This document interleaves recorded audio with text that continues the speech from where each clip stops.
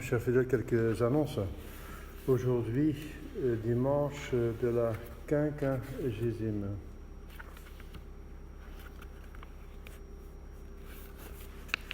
Normalement, on commence dans l'église les 40 heures, qu'on a la difficulté de faire maintenant. En tout cas, on peut prier, c'est ça le formel, qu'on prie plus. Et à distance, on peut se mettre en présence du Saint-Sacrement qui se trouve dans un tabernacle quelque part le plus près, dignement et validement surtout consacré. Heureusement, il n'y a pas de carnaval possible. Le carnaval, justement, sont les restes d'une coutume païenne qui apporte beaucoup de péchés. Donc il y a toujours un bien qui se fait à l'occasion d'un mal. Demain de la féerie, mémoire de Saint Faustin et Jovite, martyr. Mardi de la féerie, commence le temps de carême avec le mercredi de cendre, qui est un jour d'abstinence et de jeûne. Il y a 4 jours de jeûne, comme vous savez, selon Pie XII. Et en Belgique,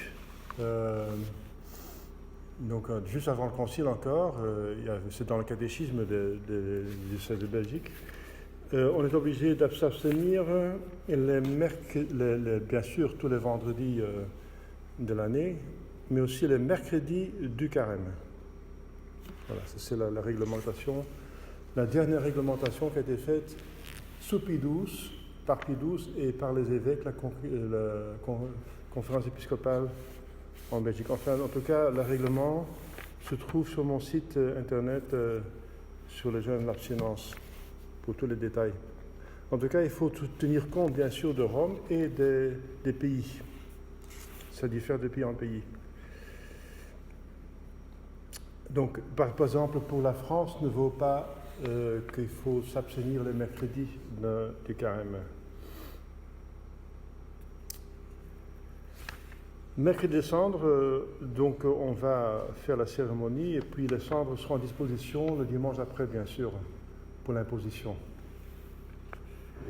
Jeudi de la féerie, mémoire de Saint Siméon, évêque et martyr. Vendredi de la féerie. Samedi de la féerie. Et dimanche prochain, le premier dimanche de carême.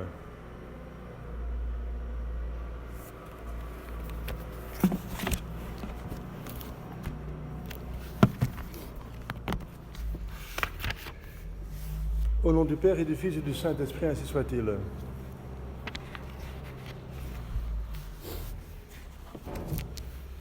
Chers fidèles, l'évangile d'aujourd'hui nous propose Jésus-Christ, présente Jésus-Christ,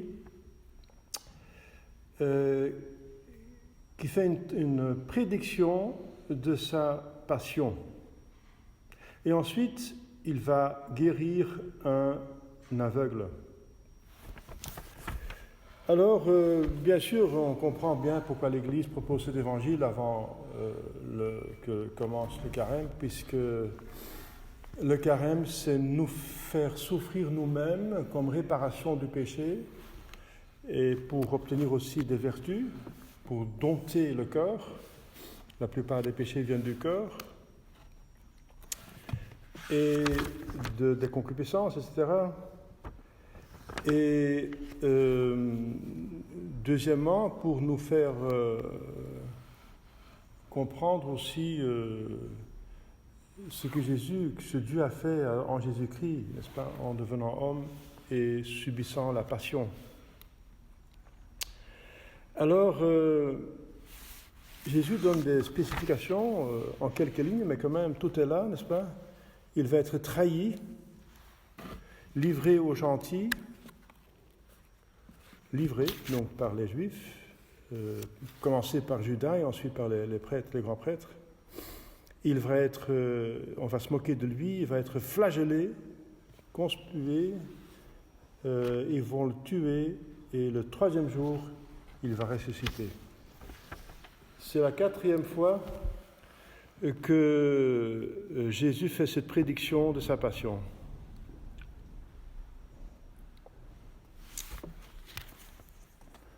Alors nous pouvons poser la question,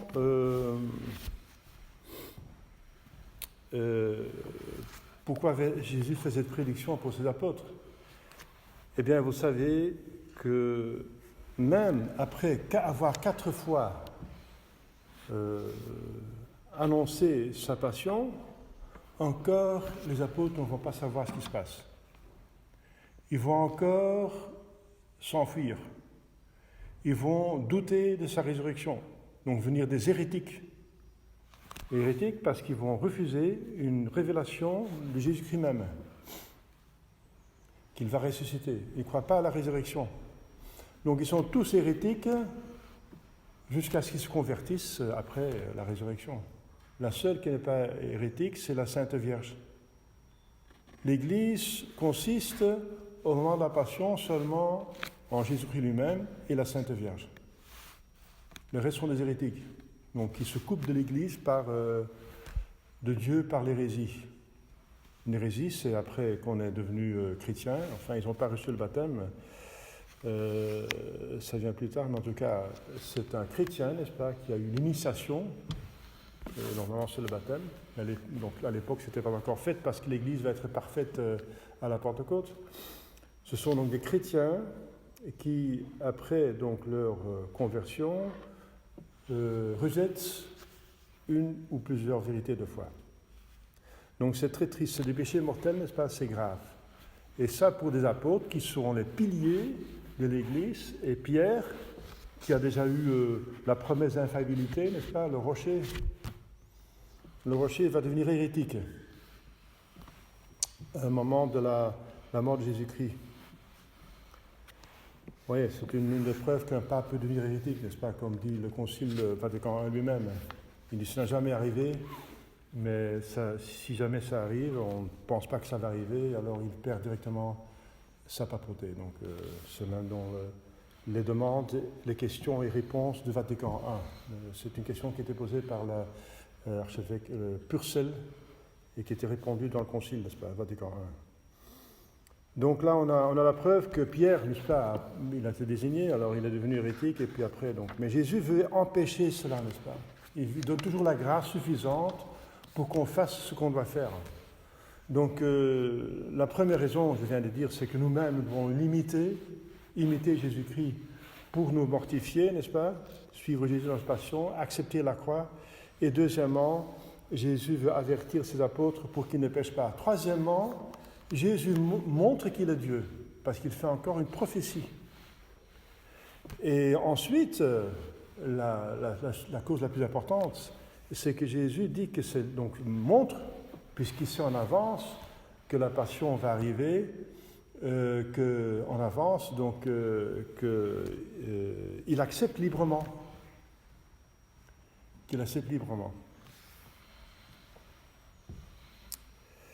Ça veut dire que, oui, bien sûr, parce qu'en sachant, n'est-ce pas, qu'il va être tué et martyrisé, tué, il pourrait organiser sa fuite facilement, n'est-ce pas? Facilement. Mais il est resté sur place, il a laissé venir la croix. Il a même désiré la croix.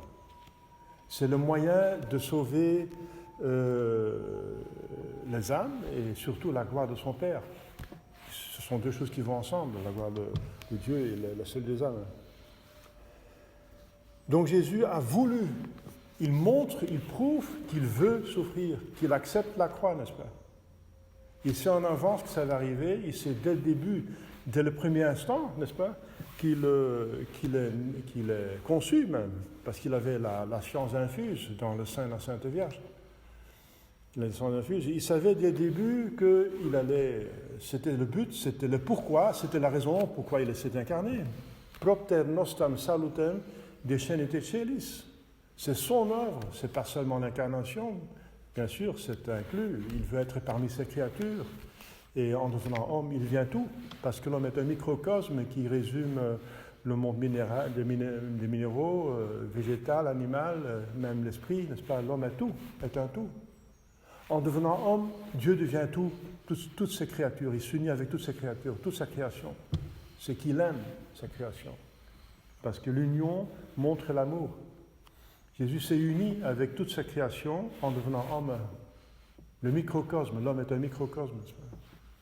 Un résumé de tout ce qui existe. En une union, une harmonie parfaite.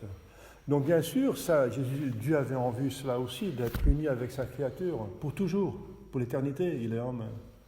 Mais surtout, c'était pour nous sauver. Alors vous vous rendez compte que Dieu, il faut bien comprendre, un petit peu essayer de comprendre en tout cas, comment Dieu pense. Enfin, on ne peut pas comprendre totalement, mais quand même on va essayer de le comprendre.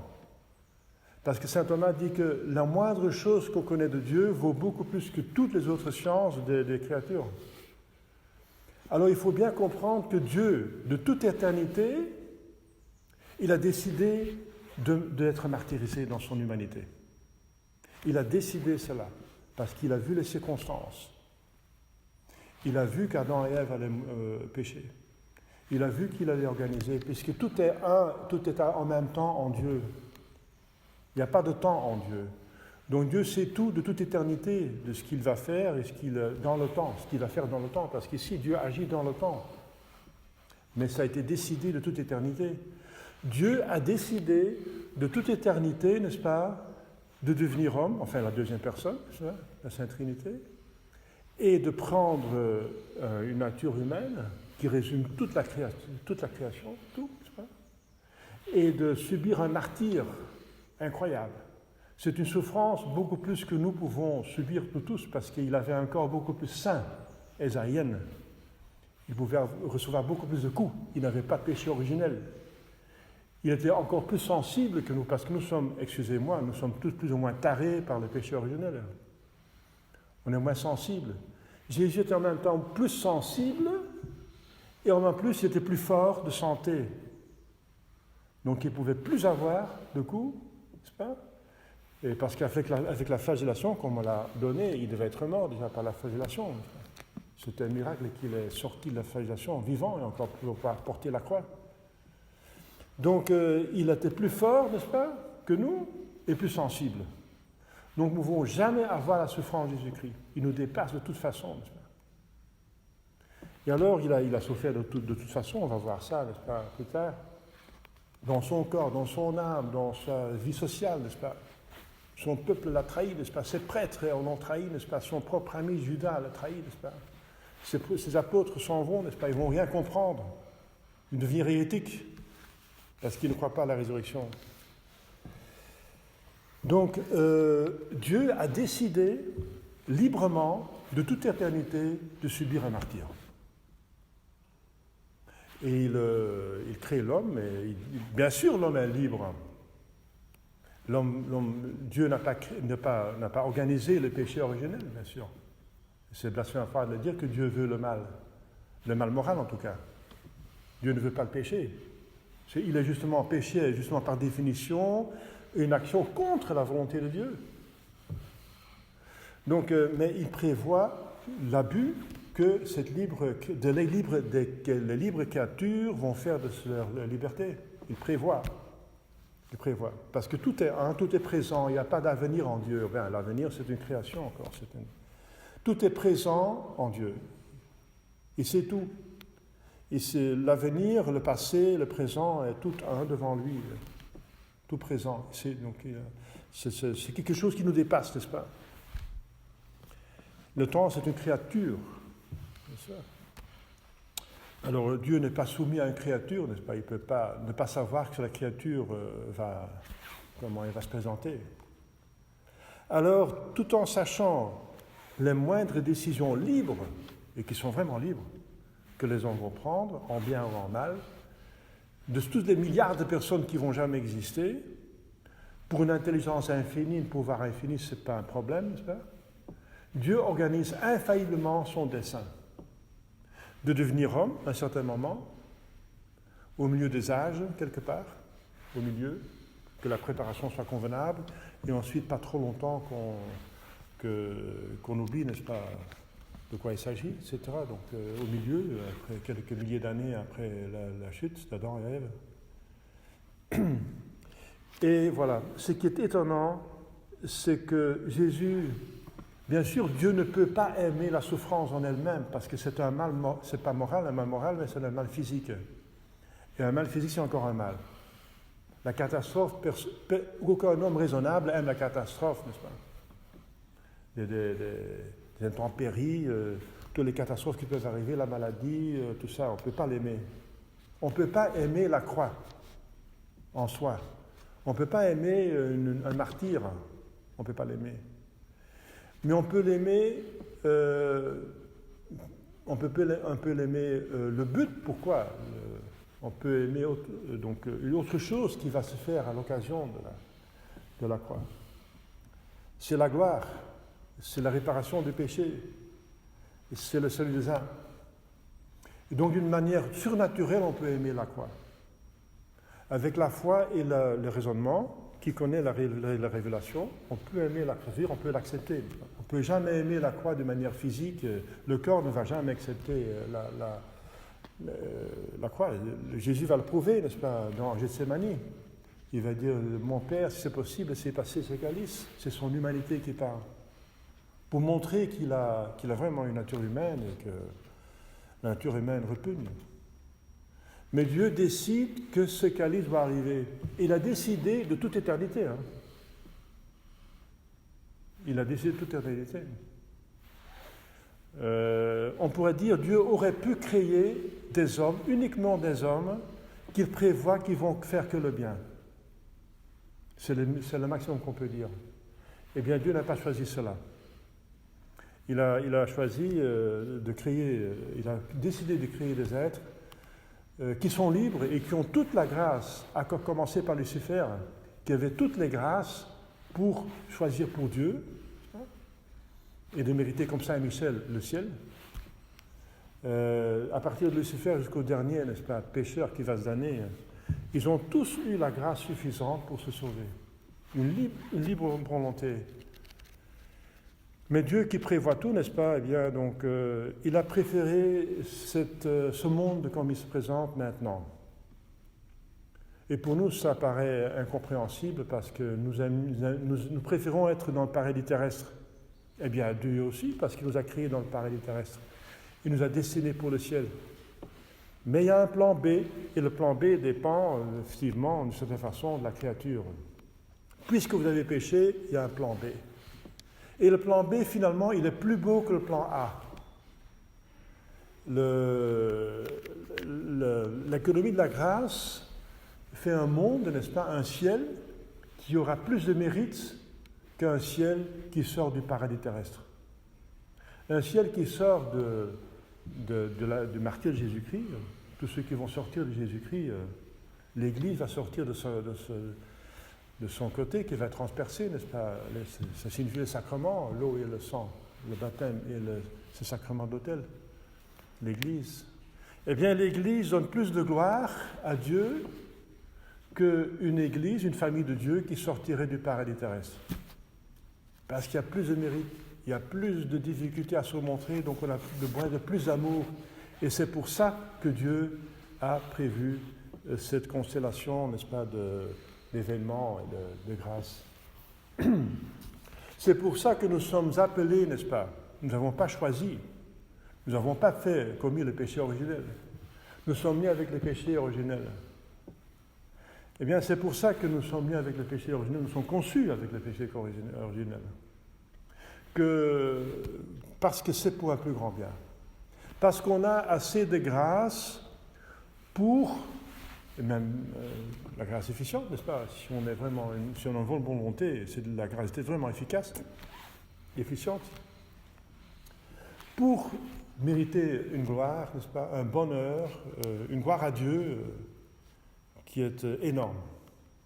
Les martyrs donnent plus de gloire à Dieu qu'un Adam et Ève, n'est-ce pas, auraient donné à Dieu en justement refusant de toucher à cet arbre, reconnaître Dieu comme Dieu.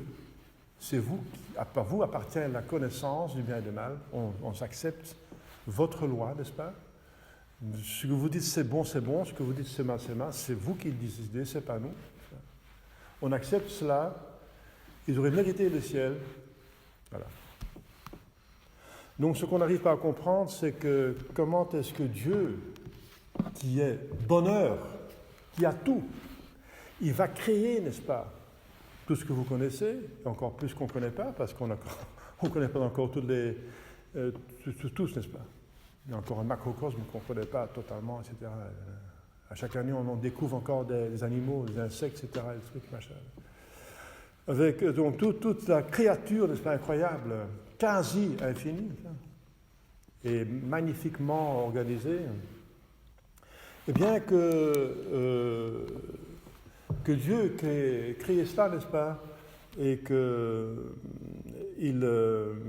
prévoit, c'est presque une pièce clé, n'est-ce pas, la passion de son Fils. C'est une pièce clé. Il a décidé de faire ça. Et Dieu, on ne peut pas attribuer à Dieu des choses mauvaises, il n'est pas masochiste, il n'est pas pervers, c'est pas possible, c'est blasphématoire de le penser. Dieu est incapable de faire de mauvaises choses par perfection, n'est-ce pas? Même Aristote l'a prouvé qu'il est acte pur, donc il ne peut pas avoir des choses imparfaites même pas imparfaites. Donc c'est infiniment parfait, c'est infiniment sage, c'est la meilleure chose à faire. Cette constellation, n'est-ce pas, que nous avons maintenant, nous vivons ici et maintenant, eh bien c'est la perfection la plus possible qui peut exister, prévue par Dieu, organisée par Dieu toute éternité, n'est-ce pas? On a du mal à comprendre ça, surtout si on est dans une prison. Entre parenthèses, Johan Livernet est en prison, vous savez ça. Donc, c'est encore eh bien, cet homme il aura du mal, mais c'est comme ça, et que sa situation dans laquelle il se trouve, c'est la meilleure qui puisse lui arriver. Mais pour ça, il faut la foi. C'est cette disposition d'âme, n'est-ce pas, que Jésus avait en voulant la croix, en embrassant la croix, n'est-ce pas? Et cette croix qui va le tuer, qui va le massacrer, qui va le vraiment ébranler totalement. Et il faut voir dans tout ça la Sainte Vierge. Il va créer un être pur, n'est-ce pas, qui n'a pas de péché, n'est-ce pas, et qui va souffrir atrocement parce que c'est son Fils, n'est-ce pas, le corps qui vient d'elle qui va être massacré. C'est ce corps qu'elle lui a procuré, n'est-ce pas. Son humanité vient de la Sainte, bien sûr de Dieu, par création, mais qui est créateur de toutes choses, mais de la Sainte Vierge, parce qu'il n'avait pas de père, donc tout vient de... Son humanité vient, sauf son âme, mais son corps vient de la Sainte Vierge. Alors, quelle souffrance aussi elle va subir, mais quelle gloire elle aura après, n'est-ce pas, quel mérite. Donc c'est une exhortation, n'est-ce pas. La conclusion doit être que jamais on va se plaindre de la croix. La croix a une valeur divine. La croix, c'est quelque chose pourquoi Dieu est devenu homme spécialement pour subir la croix. Parce qu'en tant que Dieu, il ne peut pas souffrir. Il est spécialement devenu homme pour, en tant qu'homme, pouvoir subir la croix. Mais la croix n'est pas un but, ce n'est qu'un moyen. Comme but, on ne peut pas l'aimer. On peut seulement aimer comme moyen. Le but, c'est justement la gloire. Il faut tenir deux choses. La croix est incontournable. C'est quelque chose de crucial, crucial. Mais ce n'est pas un but. Le but, c'est le ciel. La croix, c'est pour le ciel, c'est pour la gloire, c'est pour sauver les âmes, c'est pour restaurer la gloire de Dieu sur terre qui était ébranlée par Satan, n'est-ce pas, qui avait péché l'image de Dieu, l'homme. Voilà, chers fidèles, au début du carême, c'est une exhortation, n'est-ce pas, Jésus qui librement prévoit sa passion, l'accepte, n'est-ce pas, l'a organisée en tant que Dieu de toute éternité. Eh bien, cette souffrance va avoir une valeur divine. C'est quelque chose de divin, n'est-ce pas, de souffrir pour Dieu. C'est une preuve d'amour. Dieu est amour. C'est une preuve excellente d'amour. Voilà, c'est le mystère de la croix. Essayons, demandons à la Sainte Vierge de comprendre ce mystère de la croix pour l'accomplir complètement dans notre vie comme Dieu l'a prévu pour nous. Amen. Au nom du Père et du Fils et du Saint-Esprit, ainsi soit-il.